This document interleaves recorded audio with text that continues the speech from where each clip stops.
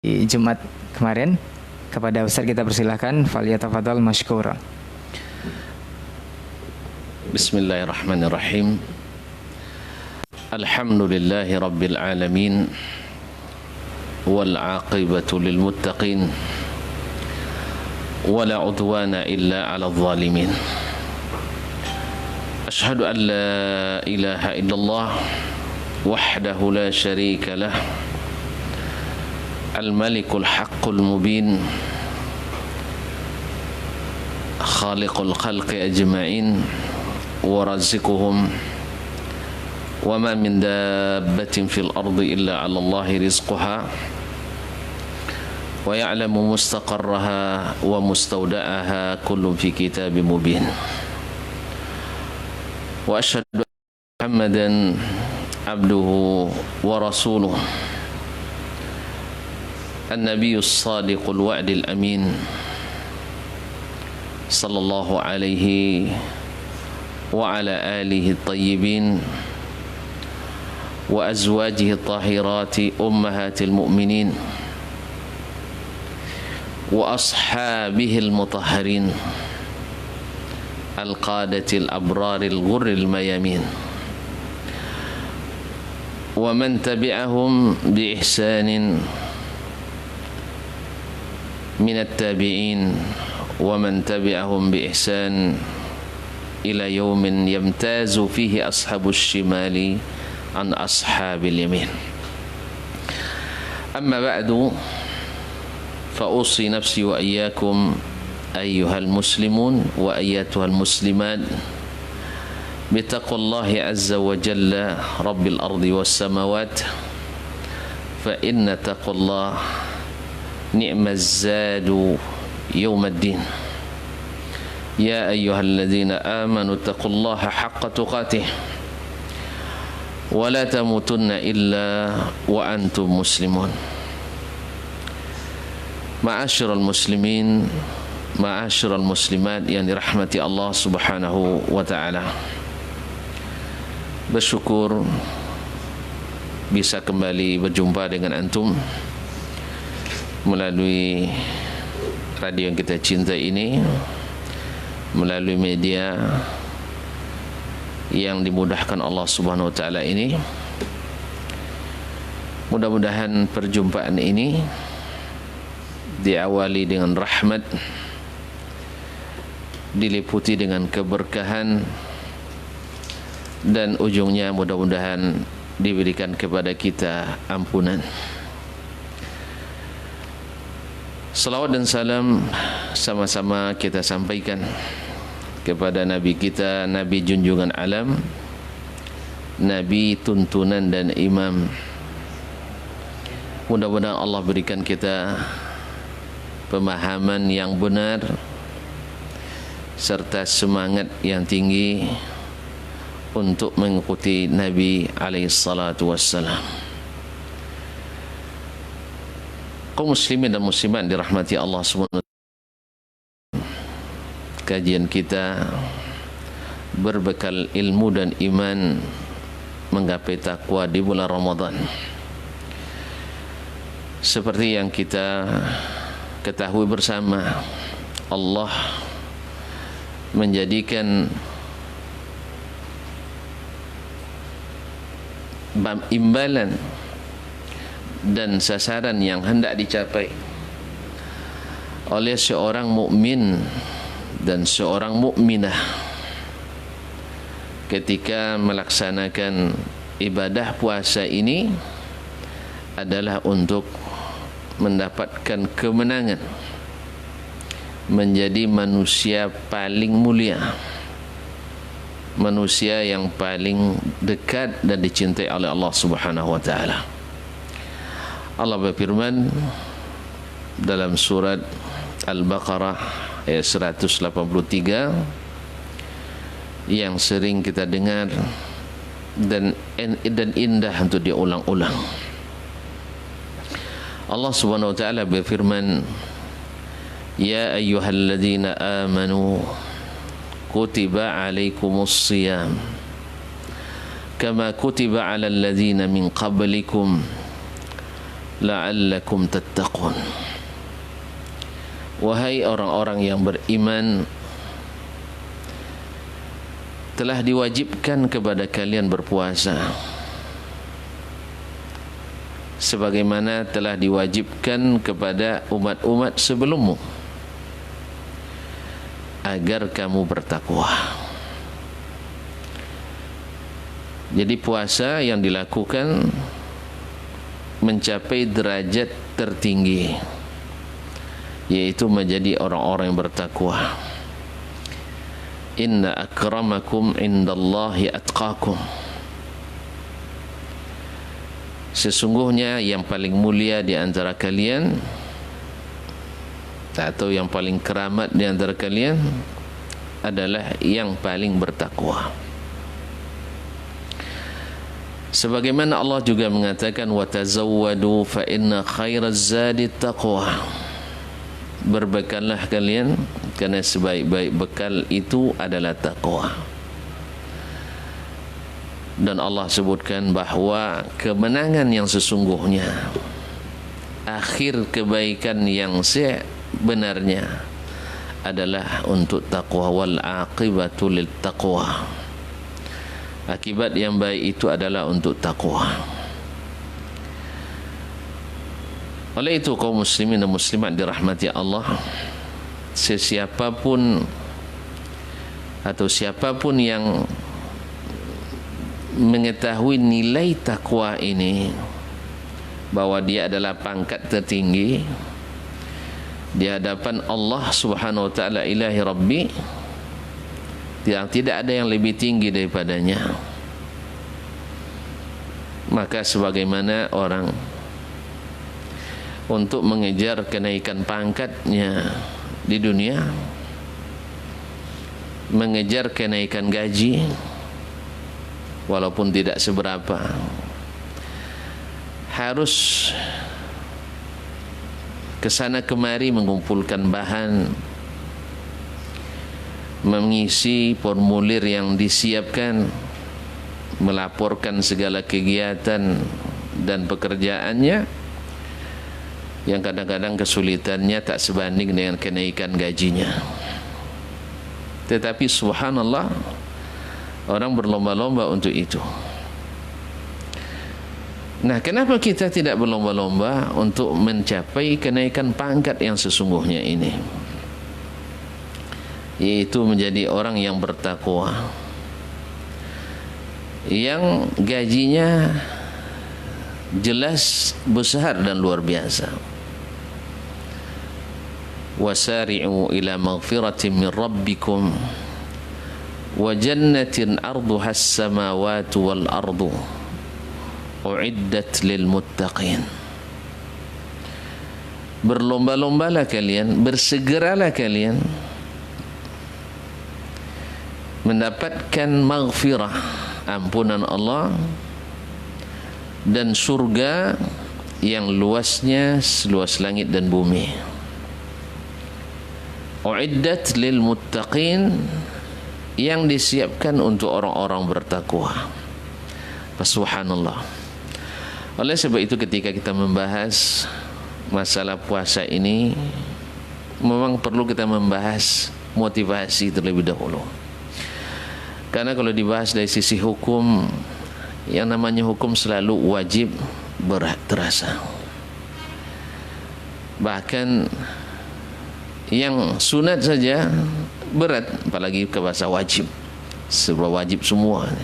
Nah, tapi ketika kita mengetahui apa di balik itu, ada ketakwaan, dan orang bertakwa, kaum muslimin dan muslimat dirahmati Allah, semua sifat-sifatnya akan kita dapatkan dan terrealisasikan ketika berpuasa. Mari kita lihat ketika Allah mengatakan wasari'u ila maghfiratin min rabbikum wa jannatin arduha as-samawati wal ardu uiddat lil muttaqin. Disiapkan dan bersegeralah kalian ila maghfiratin min rabbikum wa jannatin, mendapatkan ampunan Rabb kalian dan surga arduhas samawati wal ard, luasnya seluas langit dan bumi. Uiddat lil muttaqin, disiapkan bagi orang bertakwa. Tadi perintah puasa diawali dengan diwajibkan puasa untuk bertakwa. Nah, apa sifat mereka? Mari kita lihat kaum muslimin. Apa hikmahnya? Allah Subhanahu wa taala mengatakan alladzina yunfiquna fis sarra'i wad dharra. Orang yang senantiasa berinfak baik di waktu senang maupun di waktu susah. Baginya infak itu sudah mendarah daging di waktu senang dan di waktu susah. Sebab dia melihat infak itu bukan lagi beban, tapi adalah kebutuhan. Infak itu bukan lagi keberatan, tapi adalah kesempatan. Maka orang-orang seperti ini dapat dipastikan bahwa hatinya selalu dalam keadaan tentram. Dan itulah hakikat kebahagiaan yang sesungguhnya. Di saat seseorang sama perasaannya ketika senang dengan ketika susah, tetap senang, itulah kebahagiaan. Dan sebaliknya, orang yang ketika sempit dan lapang selalu susah, ini tak akan pernah merasa bahagia. Nah, ini orang dengan ini, orang bertakwa itu selalu merasa senang dan bahagia di saat sempit maupun susah. Nah, ini karena apa? Hatinya bersih, kezuhudannya tinggi,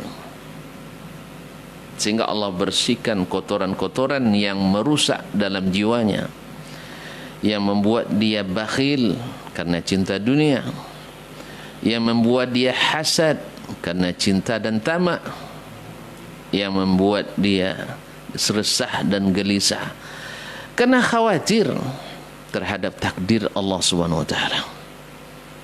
Tetapi orang-orang bertakwa Allah bersihkan dengan infak ini.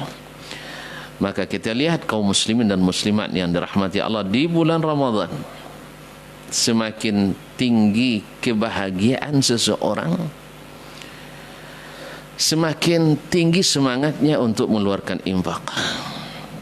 Dan ajaran Nabi alaihi salatu wassalam di dalam puasa ini kita lihat kenapa Nabi alaihi salatu wassalam menganjurkan untuk memberikan perbukaan untuk orang berpuasa. Man fattara sa'iman falahu ajruhu atau falahu ka ajri as-sa'im min ay ghairi yanqusa min ujurihim syai' atau min ajrihi syai'an. Orang yang menyiapkan perbukaan untuk orang yang puasa, maka Allah berikan baginya pahala seperti pahala orang puasa tersebut. Dan di sini kaum muslimin dan muslimat dirahmati Allah, memberi perbukaan untuk orang berpuasa sama dengan mendapatkan pahala orang tersebut. Maka kalaulah boleh kita memilih dan memilah, maka seorang yang memberikan juga harus menyiapkan untuk orang-orang yang bertakwa, orang-orang saleh. Karena orang-orang yang saleh tentu saja pahalanya lebih besar daripada orang yang bukan saleh, walaupun sama-sama puasa. Sebagaimana nilai puasa orang yang puasa dengan mengikuti, patuh dengan aturan Allah dan Rasulnya, tentu saja beda pahalanya dengan mereka yang tidak patuh dan mengikuti aturan Allah dan Rasulnya. Jadi kaum muslimin dan muslimat, maka disebut oleh para ulama salah satu dari hikmah puasa itu adalah membersihkan jiwa seseorang, tazkiyatun nafs, yaitu membersihkan jiwanya dari sifat kekikiran. Dalam hal ini, konteks ini adalah alladzina yunfiquna fis sarra'i wad dharra.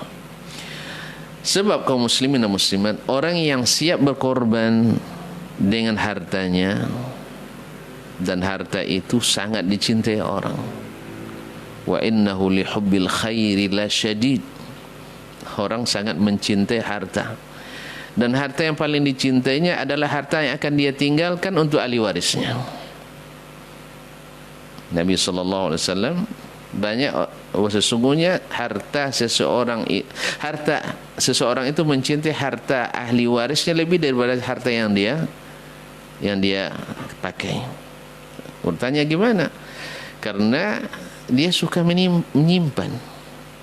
Orang yang harta yang menjadi milik kita adalah yang kita infakkan, bukan yang kita simpan untuk keturunan selanjutnya. Yang kita infakkan bukan yang kita simpan. Maka orang biasanya lebih senang dengan yang disimpan-simpan. Nah, dengan Ramadan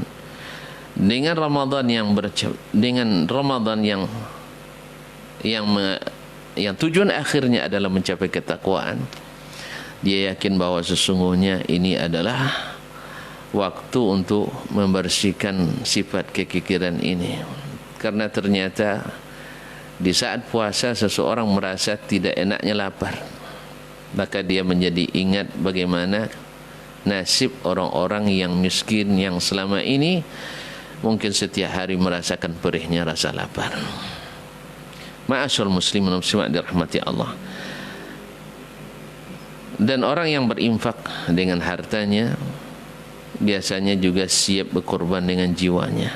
Seorang penyair mengatakan, man lam yasbir ala malihi bil bazli lam yasbir ala nafsihi bil qatli. Siapa yang tak siap mengorbankan hartanya untuk diinfakkan, maka jangan harap dia siap mengorbankan jiwanya untuk syahid fisabilillah.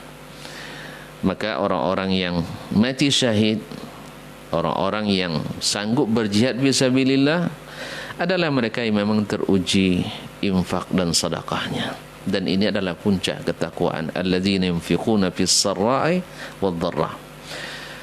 Kemudian Allah Subhanahu wa taala menyebutkan wal kadhimin al ghaidh.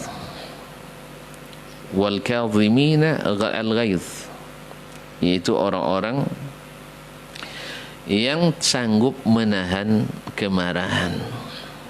Kaum muslimin dan muslimat, kalau kita melihat puasa itu bahasa Arabnya as-sawmu awus-siyamu, yang maknanya adalah al-imsaku wal-habsu, yaitu menahan dan mengekang.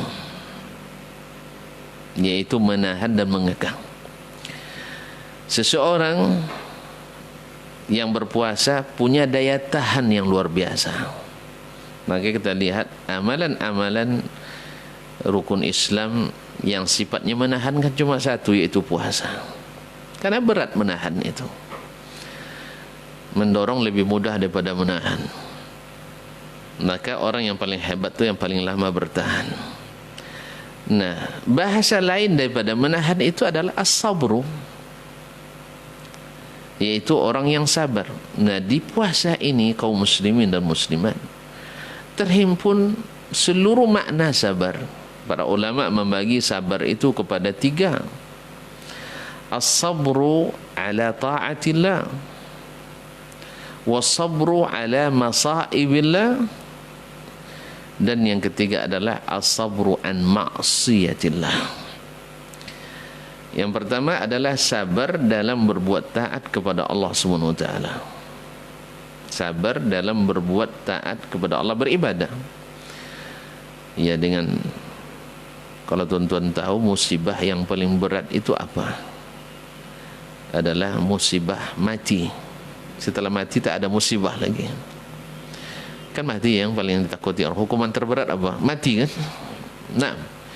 Nah, di antara sebab kematian adalah kelaparan. Ya, kalau sebab kehidupan di antaranya adalah makan dan minum.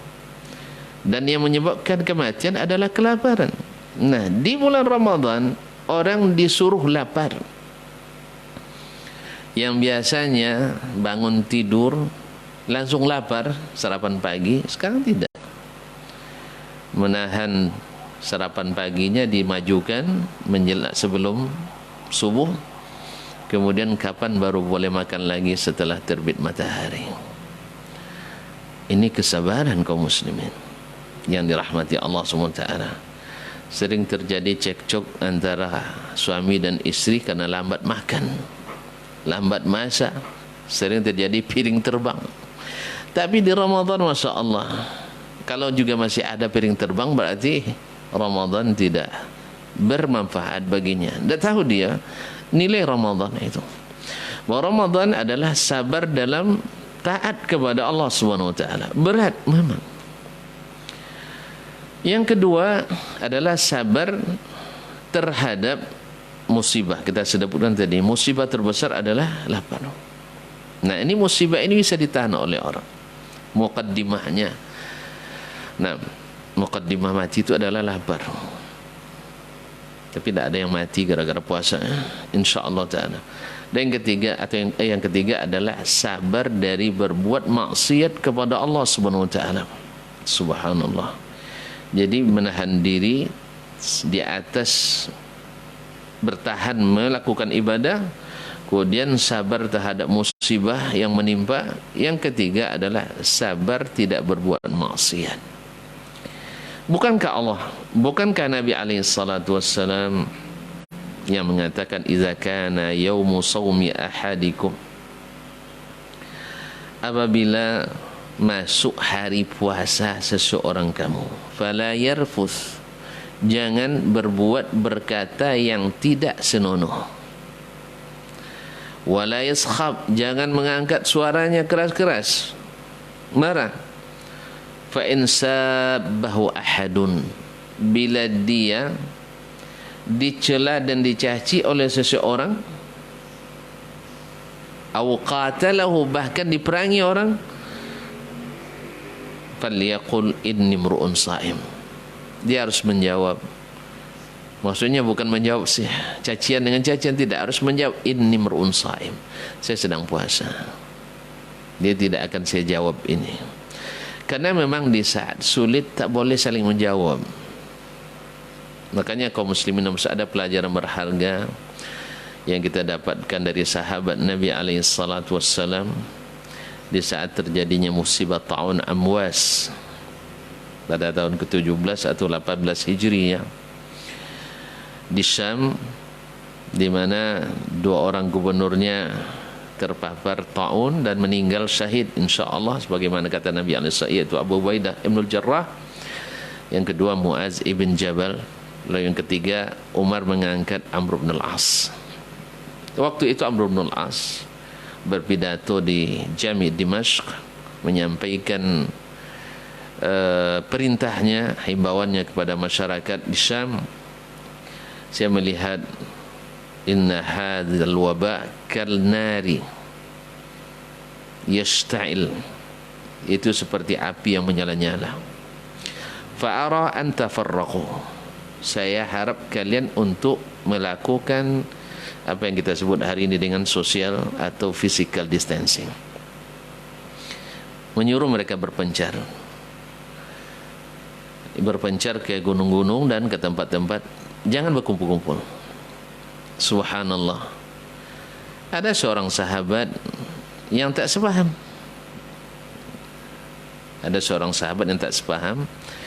Wathilah atau Abu Wathilah, mengatakan dengan bahasa, ya, karena di saat debat kadang-kadang keluar bahasa yang kurang pas.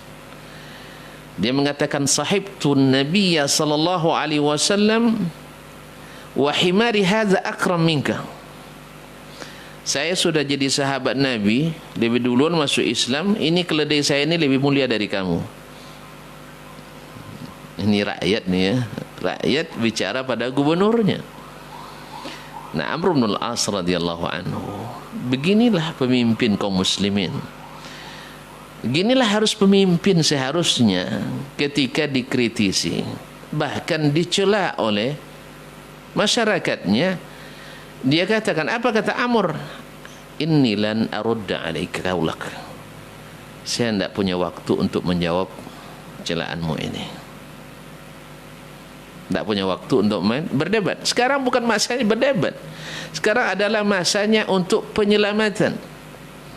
Dan alhamdulillah, pada umumnya kaum muslimin pada waktu itu, walaupun ada yang tidak setuju, tetapi mereka patuh pada perintah orang-orang yang diamanatkan Allah SWT. Karena memang mereka juga pada waktu itu orang-orang amanah bila memerintah, sehingga perkataannya didengar, himbauannya langsung dilaksanakan. Kembali ke sini. Nah, di sinilah sabar, menahan diri. Maka orang-orang besar itu selalu berjiwa besar. Dia sanggup untuk menahan segala perkataan kasar yang mungkin menurut kita patut dikatakan kepada orang-orang besar. Ini juga himbauan, siapa yang berani jadi pemimpin harus berani menghadapi ucapan-ucapan ini dengan kesabaran yang luar biasa. Jangan diajak rakyat kita untuk berdebat atau diajak rakyat kita untuk bermusuhan, karena bukan lawannya. Rakyat tak punya kekuatan, kita yang punya kekuatan. Maka hendaknya para penguasa, para pemimpin diberikan kesabaran dalam hal ini. Itu tanda kebaikan dan tanda ketakwaan. Nah, bila ada yang mencelanya, hendaklah dia katakan saya sedang puasa. Subhanallah. Nah, orang yang bisa melaksanakan ini ketiga-tiganya di bulan puasa ini akan mendapatkan titel al-muttaqin, yang pahalanya kaum muslimin dan muslimat tidak tanggung-tanggung. Innama yuwaffas sabiruna ajrahum bighairi hisab, dalam surah Az-Zumar ayat 10. Sesungguhnya orang-orang sabar itu disempurnakan pahalanya tanpa hisab. Disempurnakan pahalanya tanpa hisab. Maka orang bertakwa itu adalah wal kadhiminal ghaidha, yang sanggup menahan amarah. Ini sifat orang-orang besar kaum muslimin dan muslimat, dan puasa mengajarkan kita ini. Ini hikmah. Nah, siapa yang pemarah sekarang? Ayo kita puasa. Tapi tentu saja, sekali lagi saya katakan, puasa bukan puasa orang, puasa kita. Bukan puasa asal-asalan atau karbitan. Maka ilmu dan iman. Karena yang mendapatkan itu adalah seperti dalam pelajaran sebelumnya adalah man shama ramadhana imanan wahtisaban. Karena iman, ya, dan kemudian mengharapkan pahala. Berarti kita mengharap pahala harus tahu apa pahala yang disiapkan Allah SWT. Ya, secara global dikatakan la'allakum tattaqun. Tapi apa yang orang bertakwa ini seperti apa dia? Sanggup berinfak di waktu senang, di waktu sulit. Sanggup menahan amarah. Ya, sanggup menahan amarah. Sanggup untuk tidak membalas cacian dengan cacian. Sanggup untuk tidak berlaku kasar kepada yang berlaku kasar. Oleh itu kaum muslimin dan muslimat dirahmati Allah. Nah, ini insya Allah suatu prestasi besar yang diberikan kepada orang-orang yang ini. Karena orang hebat itu adalah bukan siapa yang duluan sampai, tapi siapa yang lama bertahan. Ya, kita kadang-kadang berapa banyak orang masya Allah ketika rajin ibadahnya tidak tidur semalaman. Bahkan ada yang bertekad tak nikah sepanjang zaman, iya kan? Atau ada yang mengatakan puasa setiap hari, tapi berlaku sepekan, habis itu tak terlihat lagi batang hidung. Pada Nabi katakan yang paling bagus itu yang paling bertahan. Ahabul a'mali ilallahi adwamuha wa in qalla. Amalan yang paling dicintai Allah adalah yang berkesinambungan walaupun hanya sedikit. Kaum muslimin dan muslimat, para pendengar, para pemirsa yang dirahmati Allah Subhanahu wa taala. Oleh itu disebutlah oleh Nabi alaihi salatu wassalam itu puasa itu junnah. Dalam hadis yang sahih riwayat Imam Ahmad, innamas siyamu junnatun yastajinnu biha al-'abdu minan nar. Sesungguhnya puasa itu adalah sebagai perisai yang dapat melindungi seorang dari api neraka. Sebab bakhil neraka, pemarah tak menahan marah menyebabkan orang masuk neraka. Nah, ketika puasa dia punya perisai. Dia ingat, saya harus sabar. Karena dia sudah sabar dari pagi tidak makan, masa hilang gara-gara kemarahan tadi.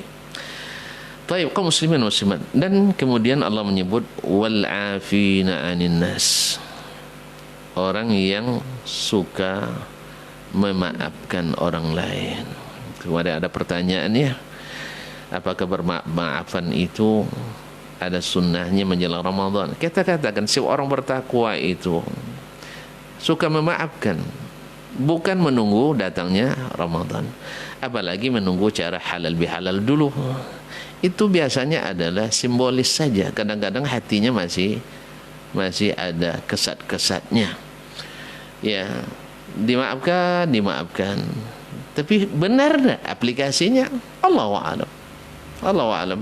Sebab kalau dikatakan tidak, nanti orang pada melihat kita semuanya. Nah, jadi maaf itu sesungguhnya tanpa diminta dan tanpa harus ada melalui acara formal, karena maaf itu sifat yang melekat dari kita. Di mana bisanya datang sifat pemaaf itu, kaum muslimin? Karena seseorang seperti kata Imam Asy-Syafi'i rahimahullah, orang yang mengkritisi saya langsung itu seperti hadiah buat saya. Subhanallah, kritik itu hadiah rupanya.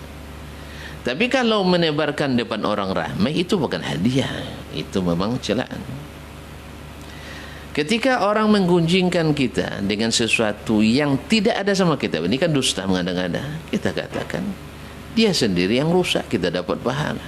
Bahkan menghibah kita dengan dosa yang memang ada sama kita, tapi Allah menutupinya lalu dia membicarakannya, itu juga baik bagi kita. Jadi selamanya orang seperti ini bahagia, dipuji tak terlalu tinggi, terangkat tinggi, dihina dia tidak jatuh.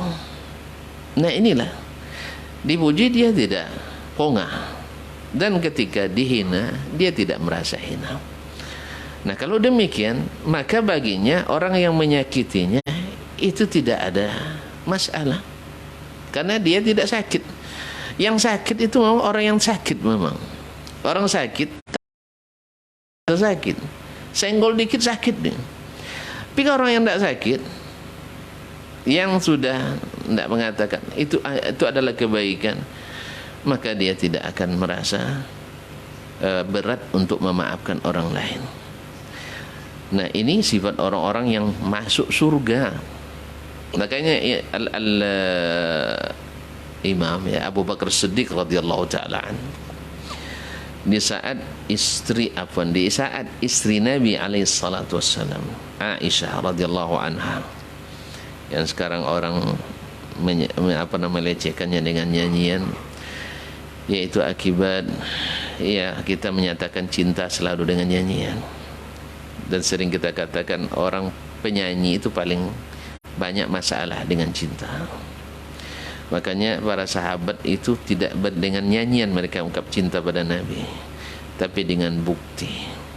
Ketika Nabi dikepung oleh orang kufar di perang Uhud, mereka jadikan badan mereka sebagai tamengnya. Di saat mereka dipotong-potong anggota tubuhnya, mau tidak kamu kami ganti, kamu bawa Muhammad ke sini, kamu kami selamatkan demi Allah katanya. Walaupun Nabi Muhammad kena duri kakinya, saya dalam keadaan bahagia di keluarga saya tidak rela. Di saat mereka diminta untuk berinfak oleh Nabi SAW, mereka katakan, Abu Bakar mengatakan, harta saya semuanya fisabilillah. Ini cinta mereka. Kalau kita hanya menyanyi dan belagu, dan memang orang pembohong banyak disebut belagu. Orang pembohong banyak disebut belagu. Nasallallahu salamata wal afiyah. Kaum muslimin dan muslimat dirahmati Allah. Nah, Aisyah difitnah oleh Mistah. Mistah adalah orang yang biaya hidupnya ditanggung 100% oleh Abu Bakar radhiyallahu anhu. Jadi bukan bantuan yang sifatnya istilahnya insidental, tidak, tapi sepanjang hidupnya selalu numpang pada Abu Bakar. Tiba-tiba terlibat pula. Ini bahayanya subuhat nih kaum muslimin. Makanya jangan dekat-dekat dengan subuhat, karena dia seperti ilmu. Ada seperti ilmu. Kadang orang berdusta dengan ayat ada, dengan hadis orang bisa. Makanya gara-gara sebuah yang dahsyat dari kaum munafikin, dan si Mistah pun ikut-ikutan mendengar, akhirnya termakan isu. Padahal dia tahu sendiri bagaimana bunda kita Ummul Mukminin Aisyah radhiyallahu anha, seperti Allah sendiri yang membebaskannya dari langit ketujuh. Nah, Abu Bakar bersumpah, sejak saat ini saya tak akan belanjai lagi. Lalu Allah turunkan ayat, jangan ada yang bersumpah ulul fadli minkum wasa'ah, bahwa tidak akan membiayai lagi karib kerabat, karena dia karib kerabatnya. Nah, di saat itu Abu Bakar langsung kembali, langsung meninggalkan apa yang dia sumpahkan tadi dan kembali seperti biasa menafkahi Mistah. Subhanallah, lapangnya hati orang ini, lapangnya hati orang. Kalau kita enggak, biarlah, nah, ditalarang sama Allah kan cuma makruh, itu kan tak wajib saya menafkahi. Subhanallah, ini enggak, Allah menegur dia langsung. Ala tuhibbuna ayaghfirallahu lakum, kamu tidak mau Allah ampuni dosa. Oh, ternyata memaafkan orang itu seperti kata kaidah al jazaa'u min jinsil amal, pahala dan balasan yang kita dapatkan seperti amal yang kita kerjakan. Kalau kau maafkan dia, aku maafkan kamu. Kalau tidak, makanya kaum muslimin dan muslimat menjelang Ramadan ini, kalau masih belum ada yang memaafkan, kalau ingin ampunan Allah, maka jadilah orang yang suka memaafkan dan mengampuni orang, walaupun tidak mesti dengan acara-acara tertentu, apalagi di musim sekarang ini yang melarang kita untuk berkumpul-kumpul. Semoga Allah SWT selamatkan kita semuanya, amin ya rabbal alamin.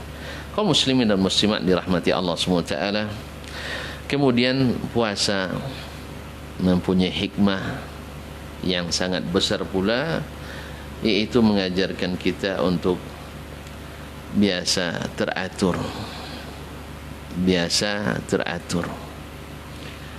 yaitu mengikuti, misalnya ketika akan pelajari nanti, tidak masuk kecuali setelah diizinkan. Maka kita tidak puasa kecuali dengan aturan. Maka nanti akan kita sebutkan tidak puasa kecuali setelah hilal Ramadan terlihat. Saya tidak bicara tentang hukum sekarang, artinya tak boleh puasa mendahului, tak boleh, karena dilarang. Demikian juga tak boleh keluar dari Ramadan kecuali dengan aturan, dan tidak melakukan ibadah kecuali dengan aturan. Kaum muslimin dan muslimat dirahmati Allah SWT. Kemudian jadwal makan kita mengajarkan kita untuk senantiasa memakan yang halal, mengajarkan kita zuhud kepada dunia, karena sesungguhnya ternyata kaum muslim dan muslimat dirahmati Allah, khususnya di saat-saat seperti ini, ternyata teknologi tidak banyak berarti. Orang-orang yang dianggap di dunia kesehatan paling maju hari ini harus mengaku. Orang-orang yang bangga dengan teknologi tingginya, pesawat terbang dan mobil terbangnya, hari ini harus tumbang. Siapa yang menyangka dulu ketika Amerika membuat tembok raksasa untuk melarang orang-orang Meksiko masuk ke negara secara ilegal. Sekarang orang Meksiko yang menutup tembok itu untuk menghalangi orang Amerika pindah ke negaranya. Siapa yang mengira orang-orang yang dulu mengatakan negerinya tak akan bisa ada yang menumbangkan, dengan benda halus ini Allah buat mereka bertekuk lutut. Siapa yang mengira dan siapa yang mengira seterusnya. Ternyata kaum muslimin dan muslimat dirahmati Allah, akhir segala sesuatu itu kembali juga kepada Allah SWT. Mudah-mudahan dengan sedikit ini menjadi pendorong, penyemangat kita untuk semakin menggali bagaimana supaya benar-benar kita mencapai nilai takwa ini. Karena imam kita jelas, imamul muttaqin Sayyiduna Muhammad sallallahu alaihi wasallam. Maka mudah-mudahan Allah berikan kesempatan pada kita untuk mempelajari sesuai dengan kadar ilmu kita, meminta kepada para ulama kita untuk mengetahui bagaimana Nabi alaihi salatu wassalam di dalam bulan puasa ini, sehingga dengan demikian kita benar-benar maksimal mencapai hasil yang paripurna dan mendapatkan apa yang kita tuju, menjadi insan yang bertakwa. Barangkali sampai di sini dulu pada petang hari ini. Sama-sama berdoa kita kepada Allah, semoga Allah mengampuni. Yang benar semata taufik dari Allah, yang salah kelemahan saya. Saya kembalikan kepada saudara saya Ray Imran untuk memandu pertanyaan selanjutnya. Terima kasih. Baik, jazakallah khairan Ustaz untuk materi kita di kesempatan hari ini. Dan seperti biasa untuk antum yang ingin bertanya melalui line telepon langsung, silahkan ke 081273 335531 terkait materi kita di kesempatan hari ini. Sambil menunggu telepon, kita jawab pertanyaan yang sudah masuk di pesan singkat di WhatsApp kita di nomor yang sama. Kita jawab Ustaz. Ya, Assalamualaikum warahmatullahi wabarakatuh Ustaz. Waalaikumsalam warahmatullahi wabarakatuh. Sebenarnya bagaimana hukum jika orang yang berpuasa di bulan suci Ramadan tetapi tidak mengerjakan sholat 5 waktu Ustaz, dengan alasan perintah itu sudah ada bagian-bagian tertentunya, puasa ada pahalanya dan sholat juga ada pahalanya. Ini seperti apa Ustaz? Baik. Kaum muslimin dan muslimat dirahmati Allah, hadis yang paling banyak dihafalkan oleh kaum muslimin kita di sini adalah as-salat wa imaduddin. Salat itu adalah tiang agama. Man aqamaha faqad aqamaddin. Siapa yang mendirikannya berarti mendirikan agama. Wa man hadamaha faqad hadamaddin. Atau man tarakaha faqad hadamaddin. Siapa yang meninggalkannya sama dengan meruntuhkan agama. Nah, kalau agama seseorang itu sudah runtuh dengan meninggalkan solatnya, di mana dia bangun pahala puasanya? Itu jawaban ringkas.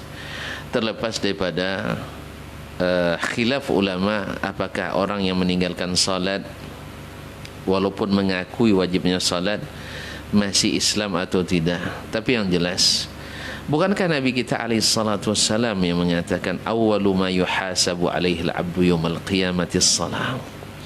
Yang pertama dihisab hari kiamat itu adalah salat.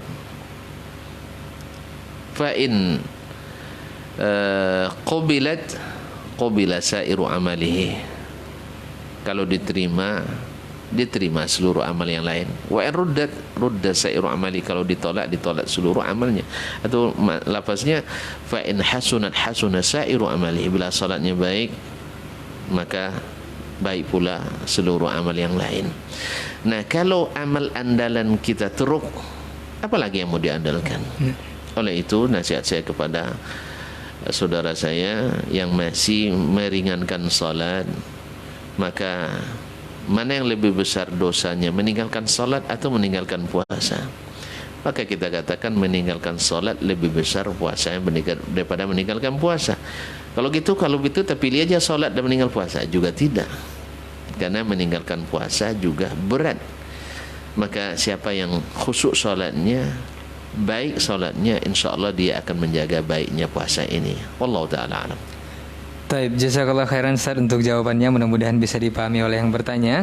Kita kembali informasikan untuk antum, silahkan yang ingin bertanya langsung ke Ustaz melalui line telepon di 081273 335531. Kita kembali ke pesan singkat di WhatsApp Ustaz.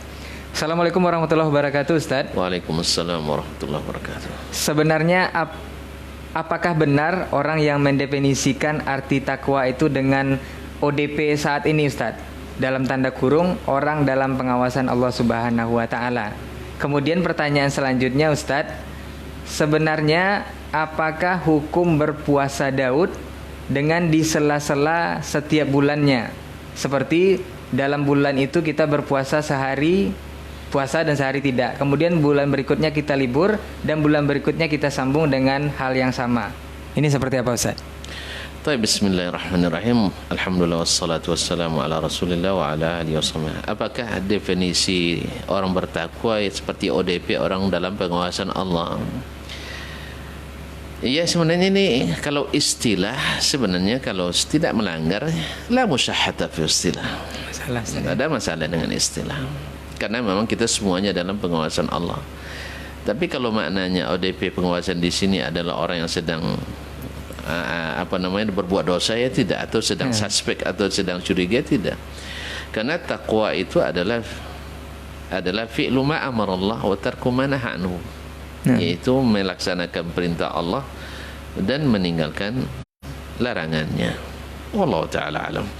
Adapun pertanyaan kedua, yaitu yang berkaitan dengan apa tadi? Puasa Daud. Puasa Daud. Apakah termasuk puasa Daud, puasa sebulan ini satu hari tidak, lalu istirahat pula dan sebagainya? Dia puasa Daud memang puasa sehari, tidak puasa satu hari. Nah, bila seseorang misalnya musafir atau tidak ada kesanggupan karena sakit atau hal-hal lain yang memberatkan, lalu terputus, maka dia pulang niatnya. Karena sesungguhnya puasa sunat itu adalah yang berkuasa di kita. Artinya seseorang boleh meninggalkan yang sunat karena itu adalah pilihannya dia sendiri, kecuali nazar. Kalau nazar tak boleh dia tinggalkan.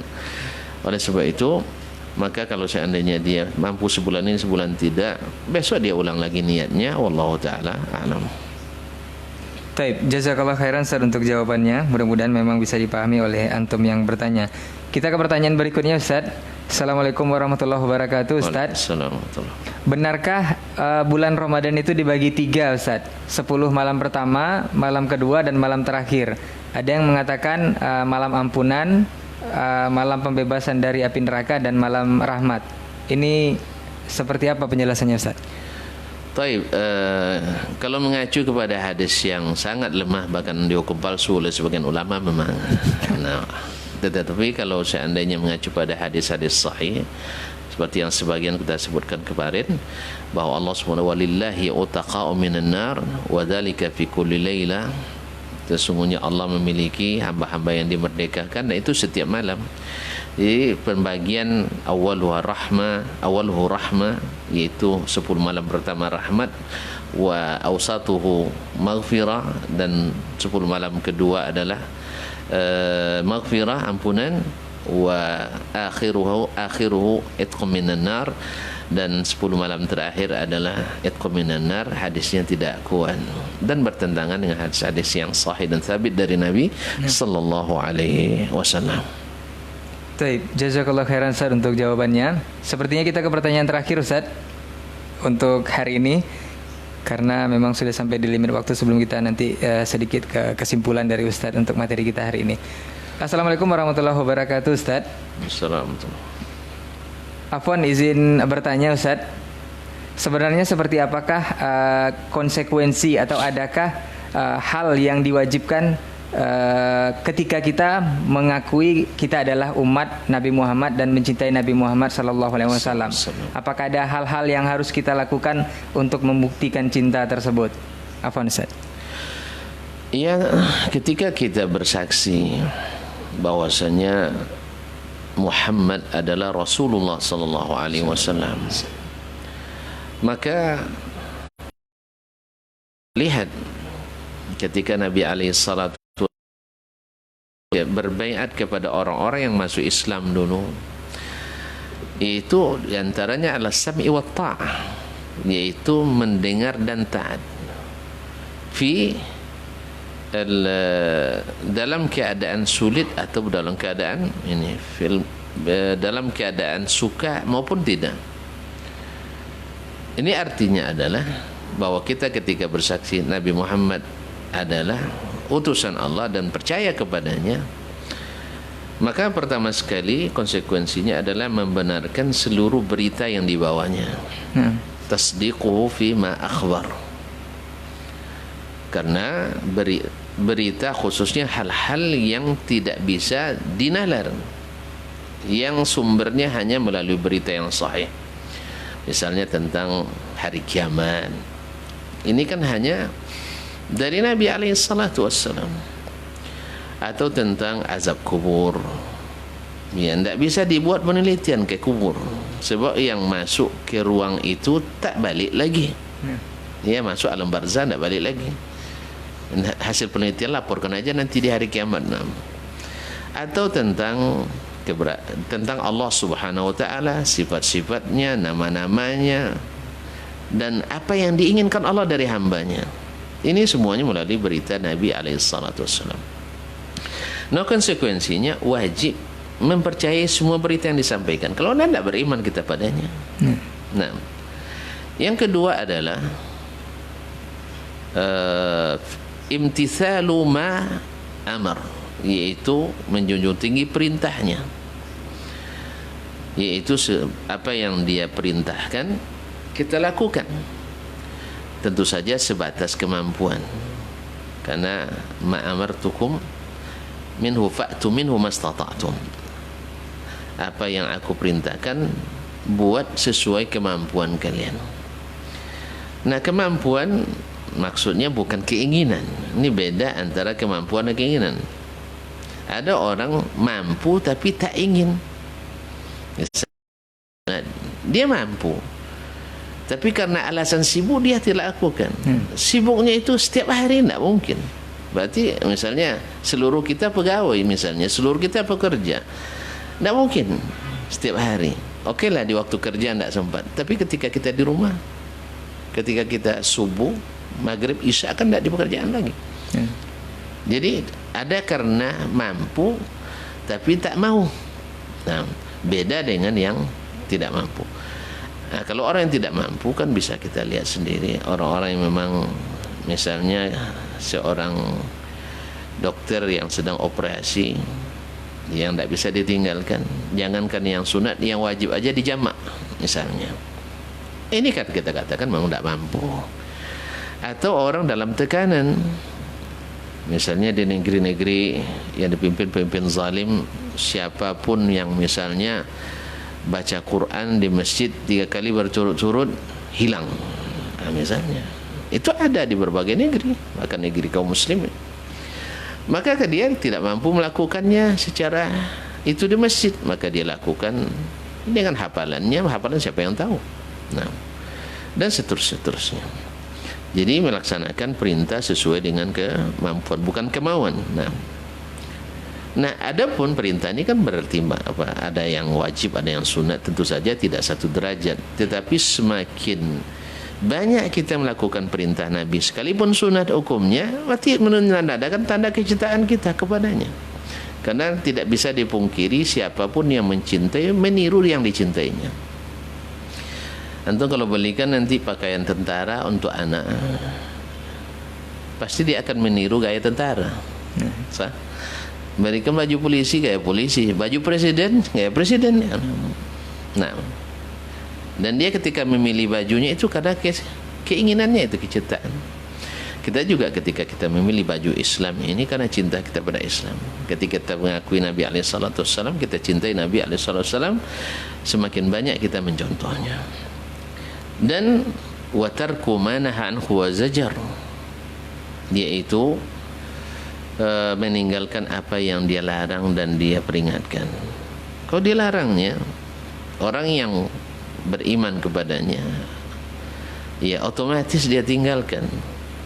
Kita tahu sendiri, mungkin secara sosial kita tahu siapa yang taat, siapa yang kurang taat. Antum kalau punya anak buah, setiap dilarang banyak alasannya, tentu antum akan mulai berpikir, ini orang tidak taat ini, ya kan? Tapi kalau seandainya setiap dilarang dia tinggalkan, setiap disuruh dia kerjakan, otomatis kita masuk orang taat. Walaupun yang kita perintah itu tak wajib, tidak masuk SOP kadang ya, yang kita perintah hanya sifatnya anjuran, tidak yang wajib itu. Tetapi kalau dianjurkan oleh Rasulullah SAW dia kerjakan, dan dilarang oleh Nabi kita tinggalkan. Dan yang terakhir, alla ya'budallah atau alla yu'badallah illa bima syara'a, tidak beribadah kepada Allah kecuali dengan yang disyariatkannya. Apapun alasannya kaum muslimin bahwa Nabi adalah adalah orang yang paling bertakwa. Tentu amalannya paling mulia. Maka orang yang beriman pada Rasulullah SAW tidak mau menukar amalannya dengan amalan siapapun, walaupun dihiasi dengan nama-nama yang indah dan sebagainya, atau dengan alasan-alasan yang dibuat-buat bahwa manfaatnya besar, misalnya bagi persatuan dan kesatuan umat dan seterusnya, dengan berbagai hiasan yang diberikan. Tidak. Seperti ada seorang raja ketika terjadi dulu di Mesir, Ta'un juga di abad ke-8, seperti cerita oleh Ibnu Hajar rahimahullah. Dia panggil para ulama, apakah ditanyakan berbagai masalah, terjadi khilaf, mazhab Hanafi beda lagi, mazhab Syafi'i beda lagi, mazhab Hambali beda lagi, mazhab Maliki beda lagi. Misalnya ketika dia tanya tentang perlu tidak kunut nazilah, terjadi pendapat Syafi'i boleh, Maliki tidak, Hanafi tidak, Hambali dengan syarat kalau memang hakim menganjurkan tidak. Akhirnya dia tanya, bagaimana Rasulullah dan para sahabatnya dulu menghadapi musibah atau wabah? Dijawab oleh mereka serentak. Kalau Rasulullah kan jelas samanya. Nabi dan Rasulullah SAW dulu ketika ada wabah tidak melakukan kunut nazilah. Akhirnya sang raja yang soleh ini mengatakan, kalau gitu saya ikut Rasulullah dan para sahabat saja, karena para mazhab ini tak ada yang sepakat, tak ada yang sepakat. Maka dikembalikan kepada Rasulullah SAW para sahabatnya. Akhirnya dia tidak melakukannya dan tidak keluar. Kalau tidak, mereka rencananya mau keluar ke rame-rame, dan ternyata alhamdulillah diberikan taufik sehingga penyakit pun berkurang dengan izin Allah SWT. Oleh sebab itu kaum muslim, tidak selamanya bahwa berdoa bersama itu lebih ampuh daripada berdoa sendiri-sendiri. Ada seorang panglima ketika inspeksi pasukan, ketika menuju ke Khawarizm kalau saya tidak salah dulu, ketika dia periksa barisan tak ditemukan seorang ulama yang zuhud, yang dikenal dengan doanya. Dia katakan, aina Muhammad ibn Wasi'? Yang tahu keberadaan Muhammad bin Wasi', seorang ulama ini, fil khaymah, ada di kemahnya, sedang berdoa kepada Allah SWT. Subhanallah, dikata beliau panglima ini, wallahi la asbu'un li Muhammad bin Wasi' wa yushiru biha ila as-sama' ahabbu ilayya min alfi faris. Sesungguhnya satu telunjuk Muhammad ibn Wasi' berdoa mengarah ke langit lebih saya banggakan dari 1000 pasukan berkuda. Jadi doa itu tidak selamanya semakin ramai semakin ramai, tidak, tapi semakin mengikut Nabi SAW semakin ini. Dan tidak sedikit doa yang dipanjatkan sendiri didengar oleh Allah SWT, apa yang tidak didengar ketika dibacakan serentak dan bersama-sama oleh orang. Maka disinilah pentingnya untuk mencontoh Nabi SAW dan para sahabatnya. Wallahu ta'ala alam. Nah. Jazakallah khairan Ustaz untuk jawabannya, dan barangkali itu juga sekaligus sebagai kesimpulan materi kita untuk hari ini. Dan insya Allah kajian ini besok di jam dan frekuensi yang sama, Antum bisa saksikan materi selanjutnya dari Ustadz juga insya Allah. Dan untuk Antum yang ingin bertanya langsung, silahkan nanti ke 081273335531. Akhirnya mohon maaf untuk semua salah kata dan khilaf bicara. Jazakumullah khairan untuk perhatian Antum semua. Kita akhiri dengan doa kafaratul majlis. Subhanakallahumma wa bihamdika asyhadu an la ilaha illa anta astaghfiruka wa atubu ilaik. Assalamualaikum warahmatullahi wabarakatuh. Waalaikumsalam warahmatullahi wabarakatuh.